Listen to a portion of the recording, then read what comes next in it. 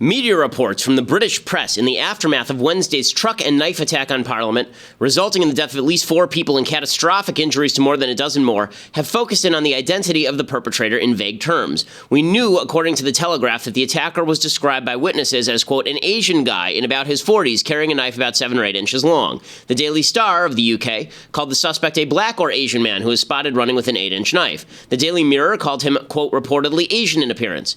The picture of the suspect shows that he is, in fact, some guy from the Middle East or Pakistan. In America, Asian has a different connotation than it does in the British press. It generally means people of Pakistani or Indian descent, not people from Southeast Asia, as it does in the United States. It's also often a cover for Islamic background. The press will generally avoid talking about the religion of a suspect in favor of focusing in on ethnicity, and then they will broaden out the ethnic label to include people who aren't Pakistani in order to create the impression that the Pakistani perpetrator might not be a Muslim. In May 2012, the BBC reported that groups representing Sikhs and Hindus complained to the media about the use of the term Asian to apply to 9 Pakistani suspects arrested for grooming girls for sex. The network of Sikh organizations UK, the Hindu Forum of Britain, the Sikh Media Monitoring Group UK accused the media of unwillingness to mention the, quote, disproportionate representation of Muslims in such cases and the non-Muslim identities of the victims, calling the Asian label, quote, unfair to other communities of Asian responsibility, adding, quote, we believe that in this case, the government itself is sanctioning the use of the term Asian as a way of clouding responsibility. The same pattern held true in reporting of the Rotherham incident, where British authorities, fearful of supposed backlash, held back on investigations into a serious upsurge in rape and child sex slavery involving Muslim men. Up to 1,400 children were involved. The police filed a report in 2010 openly mentioning, quote, a problem with networks of Asian offenders, both locally and nationally, and stated that the crimes were related to culture. From 1997 to 2013, the crimes were under police and underreported. This is how media and government turn individual criminal issues into actual tribal conflicts, by refusing to hold everyone to the same standard, refusing to acknowledge that not all cultures are equally compatible with Western standards of decency, and instead using ethnic descriptors rather than ideological ones. The media and authorities actually drive xenophobia rather than alleviating it, as well as sweeping up innocent people in the net.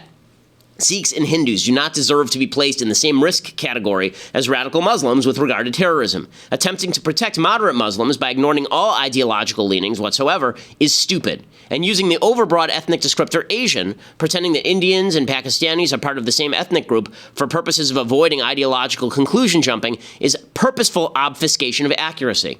Maybe the terrorist isn't Muslim. We now know that he is. That would have been possible. But it's not fine to give the public misleading information on the grounds that they might jump to conclusions suggested by probabilistic thinking and then lump in innocent people in the process. I'm Ben Shapiro. This is The Ben Shapiro Show. Okay, I'm going to be spitting some hot fire today because there's a lot of lying going on. I'm going to debunk all of it because it's really maddening. It's really making me upset. I'm very sick of it.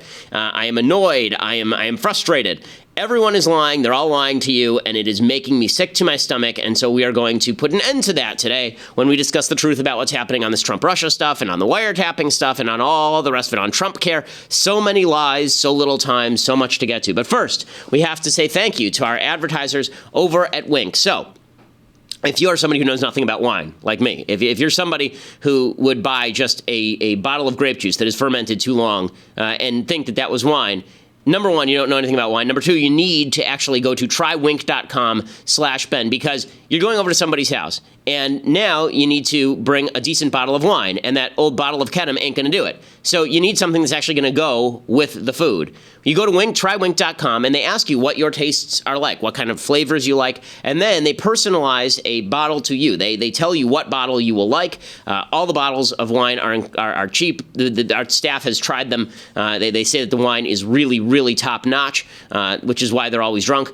Trywink.com/Ben. You get $20 off plus complimentary shipping when you trywink.com/Ben, and it's WINC. It used to be Club W. It's WINC, wink.com/Ben. And again, the bottles are not random. They are personalized to your palate, and you can rate the wine that you choose so that they won't send you the same bottle. Again, if you don't like the wine, they will replace it with a bottle that you like. No questions asked. 100% satisfaction guarantee. Trywink.com/Ben. They cover the shipping for $20 off right now, which could be like 2 bottles.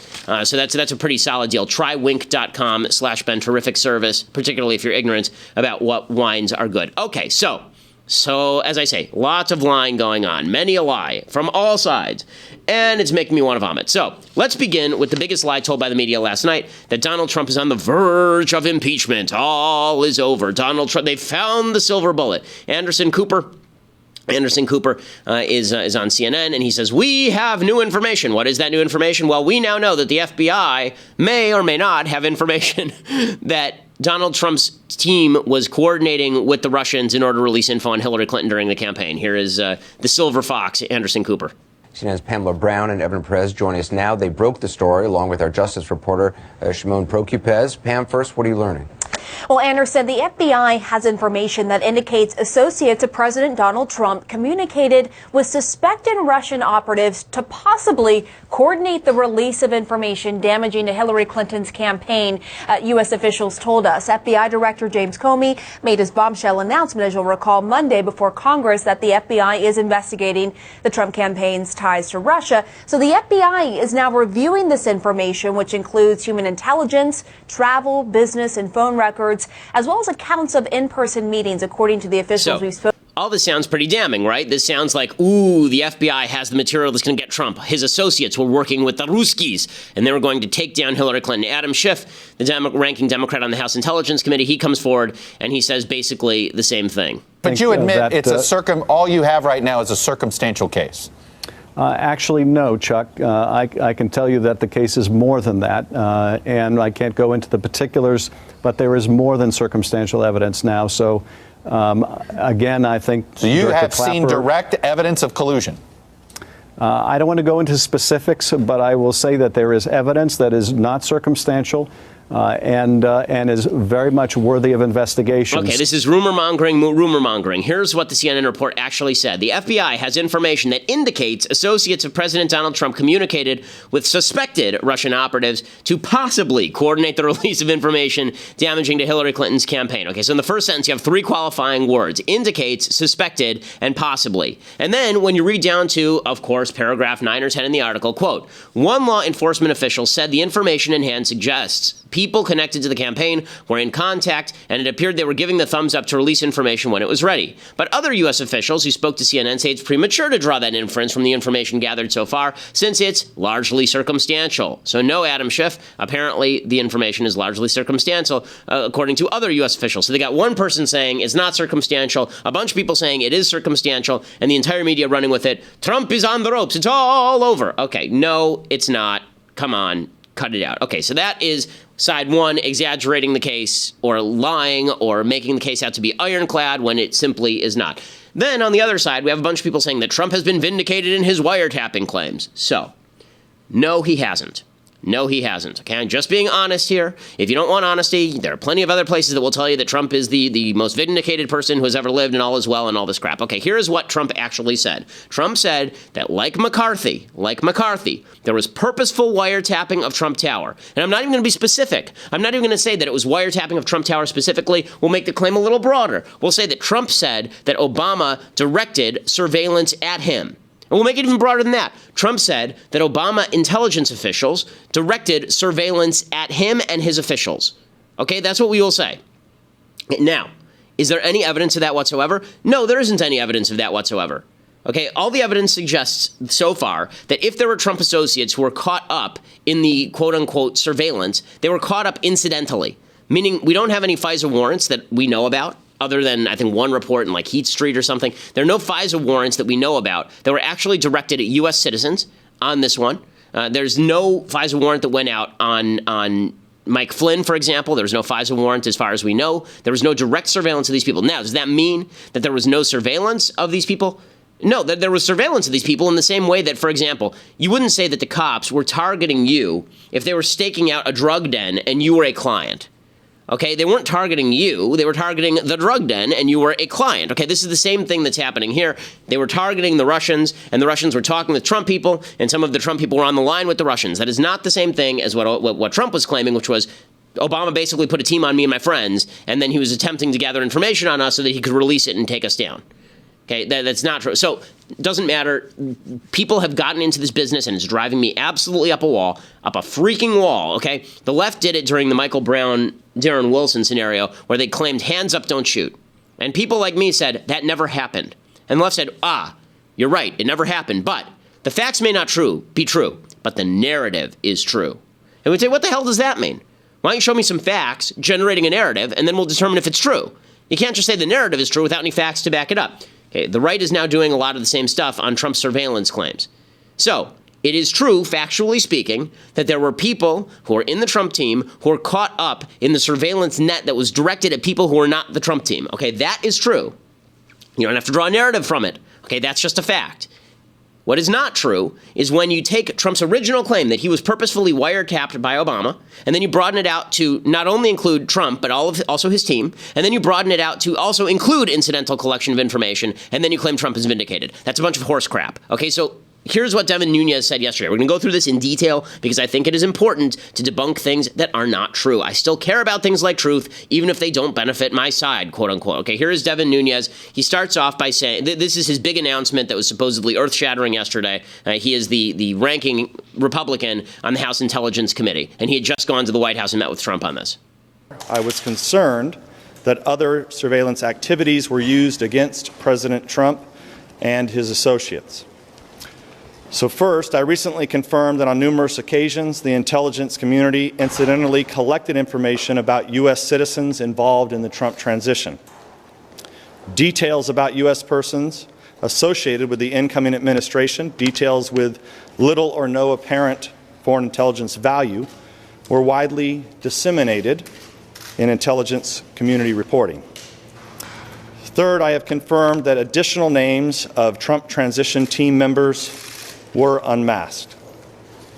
And fourth and finally, I want to be clear, none of this surveillance was related to Russia or the investigation of Russian activities or of the Trump team. Okay, so here's the important part. So we'll get to the wiretapping part, the leaks part in a second, because Nunes is right on the leaks. That is the most important part of what is happening in all of this. I agree with that, because again, there is no hard information that one, Obama directed wiretapping at Trump, or two, that Trump is in the pocket of the Russians. But what we do know with 100% certitude is that Obama intelligence officials were leaking information to the press. That is a crime, okay? And those people need to be tracked down and prosecuted, because regardless of how they got the information on Mike Flynn being on the phone with Sergei Kislyak or whatever his name is, they were not supposed to release that. That is illegal. So the last part of what he's saying is not the controversial part. It's the first part. What did he say? Here is what he exactly said again. The intelligence community incidentally collected information about U.S. citizens involved in the Trump transition. Incidentally. Okay, so for all the people claiming that this vindicates Trump, no, incidentally means the drug deal I was talking about before. Incidentally means that they were listening to the Russians and some Trump people were on the other end of the line. That is not the same thing as what Trump claimed. And to pretend that it is to be dishonest. Okay, and then it is clarified. Okay, a reporter says, were these communications picked up at Trump Tower? Was any of these communications, were they picked up at Trump Tower? We don't know that yet. That's why we need to get the information. Okay, and then he is asked specifically, was Trump targeted, or was this just incidental collection of information? Was he just on the other line? Was the president also part of that incidental collection, his communications? Yes. They were? Yes. So wait, excuse me, let me just clarify. The President of the United States' personal communications were intercepted as an incidental. No, I think we have to, I think what we have to, when we talk about intelligence products here, we got to be very careful. From what I know right now, it looks like incidental collection. Stop it there. We don't know. Incidental collection. Okay, clip 4. Are you concerned that the surveillance was done illegally? Was there anything illegal here? Here's Nunes. Are you concerned that any of the surveillance was done illegally, or it was incidental but a legal? That's a great. Yeah, that's a really good question. So, I believe it was all done legally. Stop it there. Again, that's not what Trump is claiming. Trump is claiming that he was illegally surveilled. That's what he says. Okay, so again, is this great stuff? No, but are you claiming the intelligence community is doing things that they're not doing? If Trump is doing that, that's bad. It's just mind-boggling to me that people are willing to overlook basic truth because they want a political agenda to win here. Okay, I hate this. Trump could have easily made the case that the leaks that are coming out of the Obama apparatus are the problem. That was the case that Mark Levin made. Okay, Mark Levin was right. Okay, the case that Trump has made is not that, because Trump reads the headline, assumes what he wants to assume, and then determines that it's true based on his gut that day. He basically said that today in an interview with Time, which I'm going to get to in a second. Again, just more fibs. Ugh. Okay, continues. He has now asked Devin Nunes, the House Intel chair, he has asked about whether the president's conversation appeared in intelligence reports. Mr. Chairman, was the president's conversations or anything about the president appearing in intelligence reports? Is that what you're saying? I have seen intelligence reports that clearly show that the president-elect and his team were, I guess, at least monitored and disseminated out in intelligence, and what appears to be raw, or I shouldn't say raw, but intelligence reporting channels. Nunes is not being exact in his language here. It's annoying. When he says his team was monitored, people are latching onto that to say, ooh, that means that Trump was right. He was surveilled. Except that Nunes said a half dozen times in this press conference that it was the Russians or whoever was on the other end. He doesn't even say it was the Russians. He says it was whoever on the other end of the line was being surveilled, and Trump was caught up incidentally. He said that 1,000 times. We've just played it, him doing it a bunch of times in a row. Okay, and the weirdest part is that Nunes actually said it has nothing to do with the Russian investigations. Also, all of this was happening between the election and Trump's inauguration. Okay, so in other words, Trump claimed he was wiretapped in October purposefully by Obama. Not one element of that has been verified. Okay, not one element of that has been verified. It just hasn't. Again, does that mean that the leaks are okay? No, the leaks are terrible. And that's why it's so stupid that everybody on the left keeps denying that the leaks are bad and everybody on the right keeps saying Trump was right. No, all of it's crap. All of it's crap. All of it's crap. And then finally, Nunes is asked, this morning he was asked actually, if he got all of this information from the White House, because he apparently went to the White House and gave them the information before he gave the Intelligence Committee all this new information, supposedly, that he's breaking, this clip 16, and he won't answer the question. Over the course of this investigation, we've had many sources who have come to this committee, and as you can imagine, many don't want you to know, they don't want anyone to know who they are, and I think you guys in the press understand this. You have your own sources. But there's suspicion that this was engineered by the Trump administration to muddy the waters, give them some political cover. Yeah, look, I came out here and briefed you guys yesterday. I said, this is what I'm going to go do so that you knew. The president didn't invite me over. I called down there and invited myself because I thought he needed to understand what I saw and that he needed to try to get that information because he has every right to see it. Adam Schiff responds to this and he says, look, you don't get to not tell the rest of the Intel Committee and then just go coordinate with the president on something that is currently at issue in investigation. And I hate to say this, but Adam Schiff is not entirely incorrect here. It's Adam Schiff, Democrat of California. And I can't stand Adam Schiff, but everybody's lying. It's the worst. Okay. It's really impossible for us to evaluate any of the merits of what the chairman has said. But I can say this. The chairman will need to decide whether he is the chairman of an independent investigation into conduct which includes allegations of potential coordination between the Trump campaign and the Russians, or he is going to act as a surrogate of the White House because he cannot do both. They're saying, how dare Schiff go after Nunes for all of this? Okay, you know what? Okay, see this? I don't have my shoe with me. This is the shoe. Put it on the other foot. You see this shoe? Put it on the other foot. Let's pretend for a second that there was some independent investigation of Barack Obama going on. Okay, and Barack Obama made an allegation that Republicans were targeting him. Okay, and the head of the investigation into that thing then went to the White House without telling the other Republican members of the committee, briefed the president on all that stuff, and then came back with a bunch of talking points that helped the president. Would you be okay with that? I wouldn't be okay with that. Everybody needs to stop with this crap. What is true is true. What is false. And when people claim, now Trump is claiming he's vindicated. He's not vindicated. Okay, Trump is claiming vindication on something where he's not vindicated. And I'll explain why this matters in a second, and it's not just all talk and jabber. Okay? Here's Trump saying he was vindicated. Do you feel vindicated by Chairman Nunes?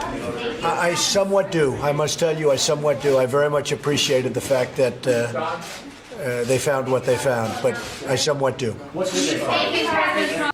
I somewhat do. Okay, well, of course he feels vindicated because anything that provides him any fig leaf under which to hide makes him feel vindicated. Now, I'm going to explain in a second why all this matters and why it's not just a bunch of jabber and why I think there is something that is deep at stake that I don't like, okay? But first, I want to say thank you to our advertisers over at Zeal. So, ZEEL.com, promo code Ben, will get you $25 off a massage. Zeal.com, I need one right now. Everybody in my family has used Zeal. Zeal is fantastic. You schedule a massage for your house. They do a background check on you to make sure that you're not some sort of creeper. But the people who come and give you the massage, they're all professionally licensed masseuses. We've had 4 or 5 different masseuses actually do massages on people in my family. My sister has gotten a massage through Zeal. I think 2 actually through Zeal. My father has had one. I've had one. My wife has had one. My mother-in-law has had one. Zeal is a fantastic service. And again, not only is it cheaper than having to go to a spa, it also means that you don't have to wait in line at a spa. You actually get to schedule it at your house. They bring all the materials. They bring the table. They bring the soothing music, the whole deal. And it is just an excellent service. It makes it one of the things that I like to say is that in life there are certain things that just make you feel rich even if you're not, and Zeal is one of those things. Zeal is one of the things that will make you feel not only rich but healthier after you use it. To start off right now, you go to ZEEL.com, make sure to click add promo code at checkout and use my name Ben. You get $25 off your first massage by doing that. It's a pretty solid deal. ZEEL.com, Zeal.com, promo code Ben.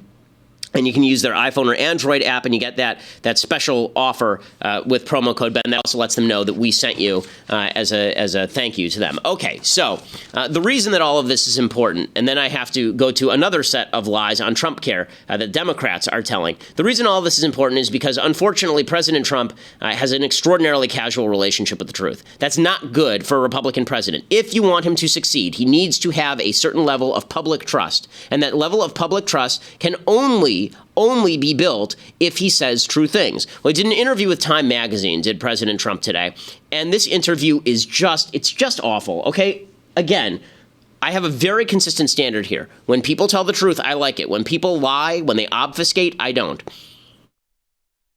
So, Trump, honest to God, the man treats the truth like a whore. He treats the truth like a whore, and he leaves some money on the bedside stand in pursuit of his actual goal, which is power.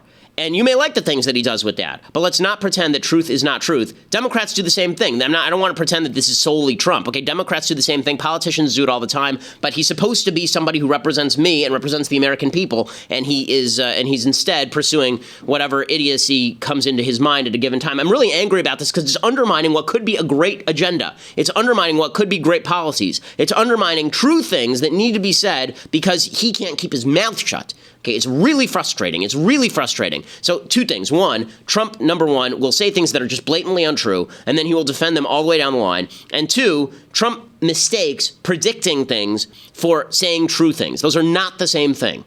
Okay, they are not the same thing. Donald Trump, for example, says things like, I was totally right about Brexit. Okay, he did. He predicted Brexit in March 2016. Congratulations. Does that mean that he said true things about Ted Cruz's father? No, it doesn't mean he's a truth-telling person. It means that he made a good prediction on Brexit. Okay, bookies do it all the time. Would you trust a bookie to take care of your kids at night? Okay, not the same thing. Just because you predict things, and I shouldn't say all things, you predict some things correctly, that does not mean that you are a trustworthy person. And the reason that I say this is because in this interview, Trump says he's a very instinctual person, but my instinct turns out to be right. So he just says things without any sort of verification. Number 1, he says, he was asked about the Obama wiretap Trump Tower comments. He said, we will see what happens. Look, I predicted a lot of things that took a little bit of time. Okay, that was not a prediction. That was a claim of fact about what has already happened. Okay, if I say that the War of 1812 was not engaged in 1812, that's not a prediction. That's a misstatement of fact. Okay, if I say the Civil War didn't happen between the North and the South in America, my answer to that cannot be afterward, well, eventually I'll be proved right. No, it's just not true. And he's supposed to know. He's the president. Okay, when he still says in this interview that he'll be proved right about his unsubstantiated claim of 3 million undocumented votes in the 2016 election. No, you don't have any evidence of that, and you claimed that it happened, so you have to provide evidence of that. I like evidence. I like facts. Don't tell me that the narrative is true and the facts are false. It's a bunch of crap. He justified again the Ted Cruz, again. Okay, like a year after it happened, the Ted Cruz's father murdered JFK garbage. He said, quote, that was in a newspaper.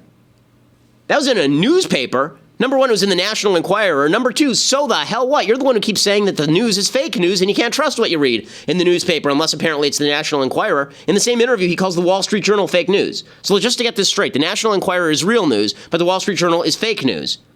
And when he's asked about his accusations that British intelligence was complicit in wiretapping him, he goes, why do you say I have to apologize? I'm just quoting the newspaper. Just like I quoted the judge the other day, Judge Napolitano. You're the president. You can pick up the phone and find out whether this is true. Don't we have some responsibility to the truth? And look, this is not about hurting Trump.